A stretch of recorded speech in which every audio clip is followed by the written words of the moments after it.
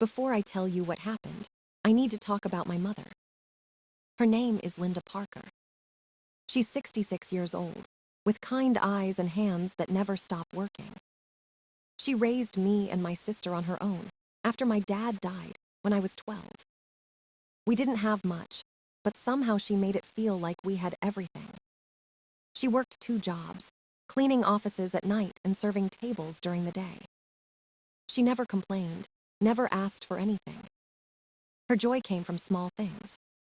Fresh flowers on the table, a good cup of coffee, an evening spent laughing with neighbors. She loved people deeply, even when they didn't deserve it. Her favorite saying was simple: be kind, even when it's hard. That line stayed with me my whole life. She didn't travel, didn't wear expensive clothes, didn't chase recognition. Her car was an old Honda Civic that rattled like it might fall apart. She kept it spotless, though like it was something precious. Her apartment smelled of cinnamon and clean laundry. The walls were filled with pictures of family, all framed with love. To the world, she was just another working woman from a small town. To me, she was everything. She had a strength that didn't need to shout. When I failed a test, she said, "You'll do better next time, son." When I got my first job, she baked a pie to celebrate. When life hurt, she always found a way to make it gentle again. She had that power, the kind that made people feel safe just by being around her. And she carried it quietly, like it wasn't special at all. When I met Madison, she adored my mom. They cooked together, laughed over silly recipes, and took pictures for social media. Madison used to say, "Your mom is pure sunshine." Back then, I believed her. My mom believed her too. She welcomed Madison like a daughter she never had. She knitted her scarves, sent her good luck texts before work meetings. She remembered every detail about her life and never forgot a birthday. It made me proud watching them bond. I thought, this is it. This is how family is supposed to feel. But that was before Madison changed. Before success and status began whispering in her ear. Before she started worrying about what people thought of her. It's strange how people can drift without even realizing it. One day, she was laughing in my mom's kitchen. The next, she was correcting the way mom pronounced a word. Little moments that felt like nothing at the time. But they built up, brick by brick, into something cold. I noticed mom becoming quieter around her. She'd still smile, still help, but there was a flicker of hurt in her eyes. I tried to ignore it. Told myself Madison was just stressed from work. But deep down, I knew better. Something was changing, and I didn't like where it was heading. I just didn't know then that it would lead to the moment everything broke. The moment my mother's love and my wife's pride collided at the same table. And I would have to decide which one truly defined the kind of man I wanted to be. It started when Madison got promoted. She became a senior marketing director at a big firm downtown. The raise was huge, and suddenly our world looked different. New clothes, new restaurants, new friends with expensive tastes. She talked about networking, image, presentation, and fitting in. At first, I was proud of her. She worked hard for years, and she deserved her success. But something changed after that. She began to measure everything: how we lived, what we wore, who we spent time with. It wasn't just about success anymore. It was about appearances. And the first person who didn't fit that new image was my mom. It started small, just comments. She tells so many stories, doesn't she? She's sweet, but sometimes she doesn't know what to say in these crowds. I laughed it off, told her mom just liked connecting with people. But Madison's tone kept changing. When mom came over, she'd look at her car and sigh. When mom offered to help cook, she'd politely refuse. At dinner, she'd correct how mom pronounced bruschetta. It wasn't cruel, but it was sharp. The kind of sharp that leaves quiet bruises. I noticed mom shrinking a little every time she visited. She talked less, smiled politely, and looked to me for reassurance. I gave it, pretending not to notice Madison's impatience. I told myself it would pass, that it was just a phase. But people don't phase out of arrogance. They grow into it. At a Christmas party for Madison's company, Mom came early to help. She made appetizers and arranged flowers with love. She wanted everything perfect for Madison's big night. When the guests arrived, all designer dresses and polished laughter, I saw the shift happen in Madison's eyes. She smiled, but it was tight. She watched Mom like she was afraid of what she might say. Mom was just being herself, warm, kind, talking about small joys in life. But later, when the party ended, Madison snapped. "She's lovely, but Ethan, she talks too much. My colleagues don't need to hear about bingo." I stared at her speechless. Bingo, that's what embarrassed her. The woman who raised me with nothing but love embarrassed her because she was real. That night, something cracked between us. It wasn't loud or dramatic. It was silent, like glass breaking in another room. After that, the comments became routine. Mom's clothes were dated. Her car was an eyesore. Her stories were too personal. Every remark chipped away at the woman who'd given me everything. I tried to defend her, but Madison always turned it around. "I'm just trying to help her fit in," she'd say. Fit into what? A world that valued money more than kindness. I began to see the truth I didn't want to face. Madison wasn't embarrassed by Mom. She was embarrassed by where she came from. And I realized, no matter how far we'd come, she'd forgotten what truly mattered.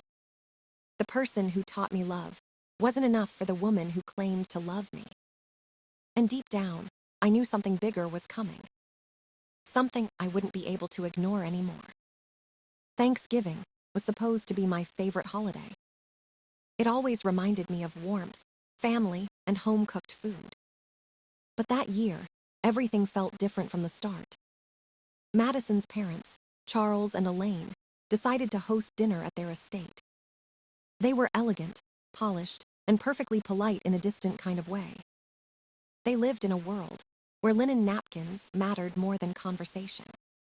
When Madison told me about their guest list, I could already feel the pressure. Old family friends, business partners, people who spoke in careful tones. And then, one evening, while cleaning up after dinner, she said it. Her back was to me, her voice calm but calculated. "Ethan, maybe your mom shouldn't come this year." I froze, holding a dish towel in midair.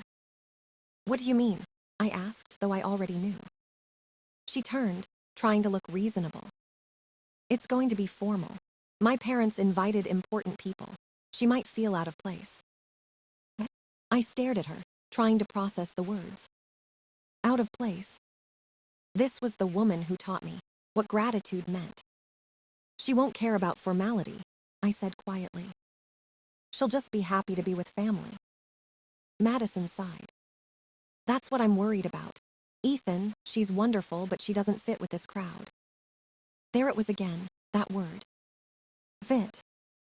As if love had requirements. As if kindness needed approval. "You mean she embarrasses you?" I said flatly. Her jaw tightened. "Don't make it sound cruel. I'm thinking of her too. She'd be uncomfortable." "Or you would," I replied. Silence filled the kitchen like a storm waiting to break. Finally, she said, "This is important for my career. These people matter." I looked at her, really looked at her, and realized she wasn't joking. She'd rather exclude my mother than risk her image. That was the moment I stopped recognizing my wife. We argued for an hour. Every sentence cut deeper than the last. She framed it as practical. I called it heartless. By the end, she was crying out of frustration, not regret. Finally, she said, "Fine. If you bring her, I'll deal with it. But don't blame me for what happens." The threat was quiet, but it hit me harder than a scream. That night, I couldn't sleep. I lay awake thinking about my mother, how she'd give her seat at any table just to make others comfortable. How she'd never understand being unwanted in her own family. And I knew I couldn't let her feel that pain. The next morning, I made my choice. I called in sick to work, drove to Mom's apartment, and found her watering her plants. When she saw me, she smiled like the sun. "Ethan, what a surprise. You staying for coffee?" I sat at her tiny kitchen table, the smell of cinnamon filling the air. "Mom," I said, "what are your plans for Thanksgiving?" "Oh, I was hoping to come to your place again," she said, eyes bright. "I've got a new stuffing recipe I want you to try." My chest tightened. I couldn't tell her the truth. So I said something else. "How would you feel about spending Thanksgiving somewhere different this year?" "Different?" she asked. I smiled. "Paris." She laughed at first, then saw I wasn't joking. Her hand flew to her chest. "Paris, France." "The very one," I said.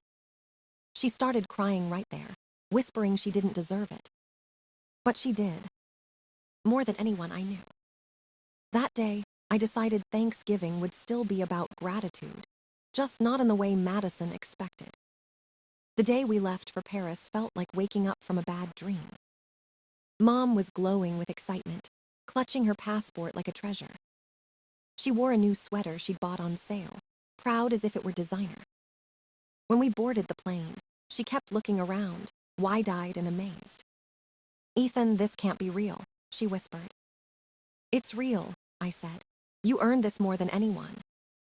When the flight attendant offered champagne, she hesitated, then giggled. She took a small sip and said, "Oh, honey, that tickles." I couldn't stop smiling. For the first time in months, I felt peace.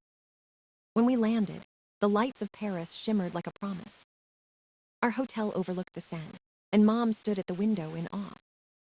"I can't believe I'm really here," she kept saying again and again. The next few days were pure magic. We walked along cobblestone streets, ate croissants from tiny cafes, and took endless photos.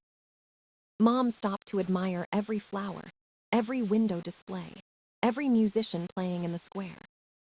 She didn't care about being elegant or sophisticated. She was just happy. Genuinely, beautifully happy. At the Louvre, she cried in front of the Mona Lisa. She stood there, hand over her heart, whispering, "She's smaller than I thought, but so perfect." At dinner, she worried about which fork to use, but ended up charming the waiter. Her laughter filled the room, warm and real, the kind you can't fake. Everywhere we went, people smiled at her. She had that kind of light that made strangers kinder. We took a boat ride along the river, and she called my sister from the deck. Her voice shook as she said, "You wouldn't believe this view, honey. It's like a dream." I watched her, tears burning behind my eyes. This was the woman Madison found embarrassing. This was the woman who'd given up everything for love.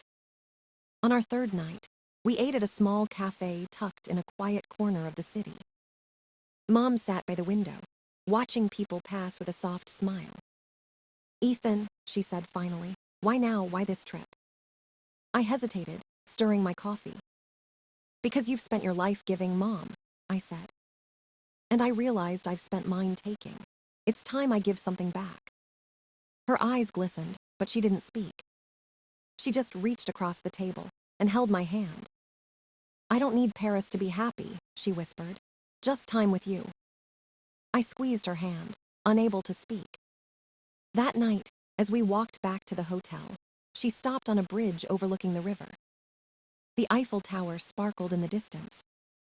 She closed her eyes and whispered, "Thank you, God. I never thought I'd see this." I stood beside her, realizing that this moment, this quiet gratitude, was worth more than any elegant dinner. More than any approval. More than any marriage that forgot what love was supposed to mean. When we flew home, the world felt quieter. Mom fell asleep on the plane with a small paper bag of souvenirs in her lap. She'd bought postcards for her church friends and tiny keychains for the neighbors. Her happiness was so simple, so pure, it hurt to look at. I kept thinking about what waited for me at home. Madison's perfect Thanksgiving, her perfect image, her perfect world. And how little space there was for something real inside it. When we landed, I drove Mom home first. She hugged me tight, her voice trembling. "Thank you, Ethan, for giving me something I never thought I'd have." "You gave it to yourself, Mom," I said. Her eyes glistened. "You know your father would be proud of you." That one sentence nearly broke me. When I got home, Madison was sitting on the couch, phone in hand. She looked tired but satisfied, the way people do after being praised. "How was Paris?" she asked without looking up. "Beautiful," I said. "Mom had the time of her life." "That's nice," she replied. "Our dinner went perfectly, everyone loved it." She smiled, proud of herself. The Ashfords said it was the most elegant Thanksgiving they'd ever attended. I nodded, forcing a polite smile. "I'm glad," I said. She finally looked at me. "You seem different." "Maybe I am." She laughed softly. "Jet lag, probably." But it wasn't jet lag. It was clarity. The next morning, she left early for a meeting. I stayed behind, looking around the spotless living room. Everything was perfect, color-coordinated, expensive, lifeless. I went upstairs, opened the drawer, and took out the framed photo from Paris. It was my favorite one. Mom at a cafe, laughing mid-sentence, sunlight on her face. She looked free, alive, real. I placed the photo on Madison's desk beside a letter and a set of divorce papers. I didn't write much, just a few lines she couldn't ignore. "I can't live in a world where love has to look perfect to be accepted. The woman you thought was embarrassing reminded me what real love is. I'm choosing her kind of world over yours." Then I left the house. By noon, my phone started ringing. Madison called again and again. The first voicemail was shaky. "Ethan, what is this? You can't be serious." The second was angry. "You're ending our marriage over Thanksgiving. Are you insane?"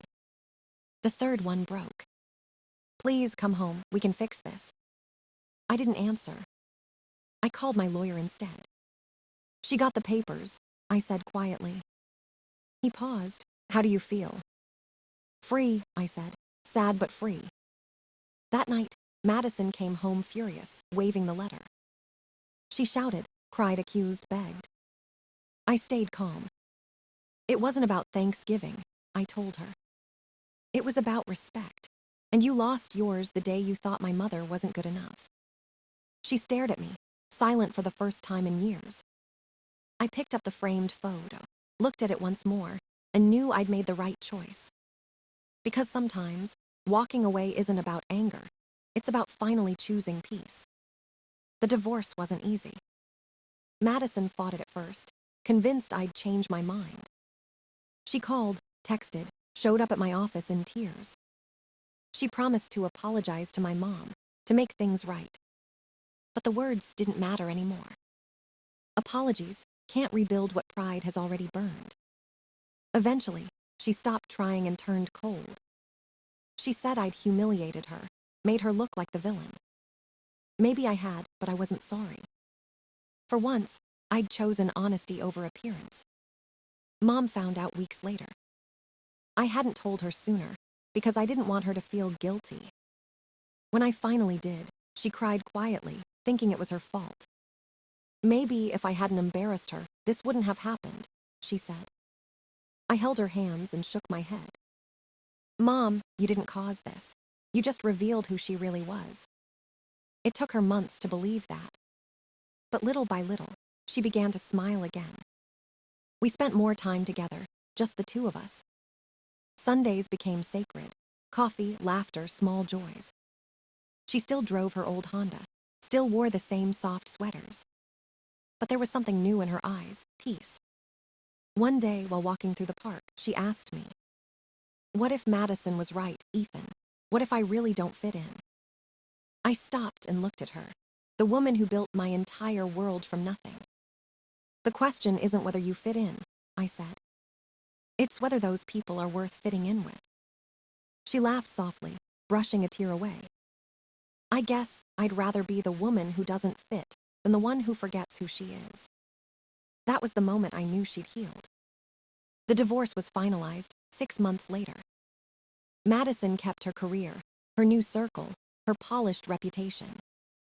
I kept the house, the same house she once said wasn't fancy enough. Funny how the same walls felt warmer after she was gone. Life moved on, quietly but surely. Mom and I started traveling together every year. Italy, Greece, Japan next. She's turned into quite the adventurer, camera always in hand. Everywhere she goes, she finds beauty in things others overlook. A flower by the road, a stray cat under a cafe table. She sends postcards to everyone she knows, like always. And every trip reminds me why I made the right choice. She still lives in her little apartment with the cross-stitch sign that says, "Blessed." And she is. So am I. The photo of her in Paris now sits on my mantle. Visitors often ask who she is. I tell them, that's my mother, the bravest, kindest person I know. Some smile politely, not understanding. Others nod, quietly moved. And that's how I tell who sees the world the way I do. I don't regret anything. Not the fight, not the loss, not the ending. Because I learned that family isn't about status or perfection. It's about love that doesn't need approval to exist. And I'll never again apologize for the people who taught me what that truly means. Sometimes I look back and wonder how everything unraveled so fast. But then I remember it didn't happen suddenly. It happened the moment love became conditional. The moment appearances mattered more than people. And I thank God I saw it before it was too late. Now my life is quieter, smaller maybe, but full of truth. No pretending, no performing, no trying to impress anyone. Just real laughter, simple meals, and honest hearts. Mom and I still take our yearly trips. She says traveling with me makes her feel young again. I tell her it makes me remember who I am. Every time I see her smile, I feel something sacred. A reminder that love doesn't need polish to shine. It just needs sincerity. That framed picture from Paris still sits on my mantle. Mom's laugh frozen in a moment that changed everything. When people ask why it means so much, I tell them. That photo reminds me that kindness is never embarrassing. It reminds me that real love, the kind that endures, is never elegant. It's humble, it's messy, it's real. And that's the only kind worth keeping.